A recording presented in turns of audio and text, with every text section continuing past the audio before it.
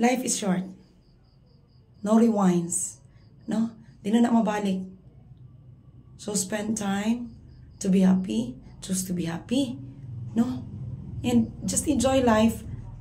Be very forgiving. If na kayo nasadaan, pangaypasaylo. If ever nakasala siya nimo, nakapasakit siya nimo, then forgive. Forgive every day. Forgive every day. Nindot kina siya. Nindot kayong peaceful atong kinabuhi. Nindot kayong piliun na ito ng magmalipayon ta. Nindot kayo magmalinaw na atong kinabuhi. If you are not respected, if was laganahin nimo, if sila naglibak sa imo, nangilabot sa imo, don't waste your time.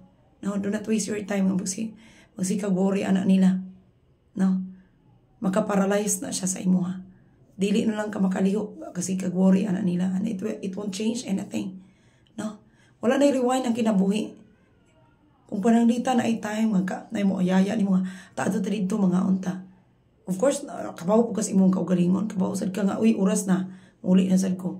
So ikaw na, kay ikuan timeline sa imong kaugalingon po. Na po kay control, na po kay disiplina. Di kay magsigil lang po kagmukmuk. You're very busy. Ang mga trabaho, di na mahuman. Ang trabaho, di na mahuman, mga igsoon. Magpermi yun taan ang trabaho. Pero the thing is, kung naay mo pagkaon mo. So, kaon. Naay magyaya ni mong ato dito. Okay ko.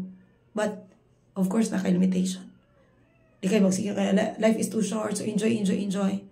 Wala ba imuhang, kung ano biyaan po, imuhang responsibilidad. Na kay mga responsibilidad tomorrow, na kay dapat buhaton nga, maproductive ang mong kinabuhi. After all, kana silang mga barkada, di mo na makatabang ni mo, o magkuhan ka, magkinaunsa ka. So, na-adjust tayo limitation, ang kita boundaries sa atong kinabuhi. But, we should be happy, no? Di na gina mabalik. Kung na-ay time nga ma-happy ta, self-love sa atong kaugalingon, it's not selfish, no?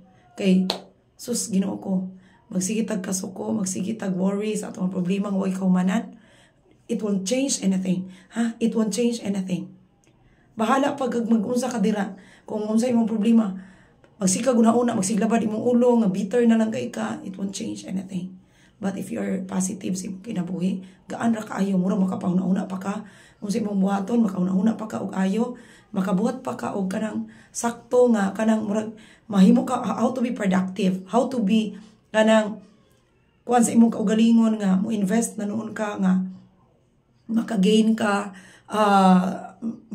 ka financially, no, spiritually, no, peaceful ang mong kinabuhi. So ingon ana, no, life is too short, it must be enjoy, but to the extent nga dili tamang apak sa atoy si katao, dili tamang hilabot sa kinabuhi sa uban. Malinaw na kay ang kitong kinabuhi, kung di tamang hilabot sa kinabuhi sa uban. No, just enjoy life, and kung pasakitan ka, okay, fine, move on, forgive, sige lang. Kaya nakasiguro to siya yung problema. No? Dili na, ayaw na, likayi ang kasamok. Likayi ang kasamok, mga igsoon. No? Imo yung atuon dito, kisay ng libak nimo, imo yung awayon, then imo pa yung ipabarangay. Samok na kaayo, but if you are silent, no? Silence is power. Silence is power, mga igsoon. Kung wala kayo natabi, sila sabak kayo, sila wala kayo tabi, you just imagine, dagan kay kang grasya. Dagan kay kung mga tao nga naibawaan ngayon ani, dagan kay silang grasya nga nibot sa ilang kinabuhi.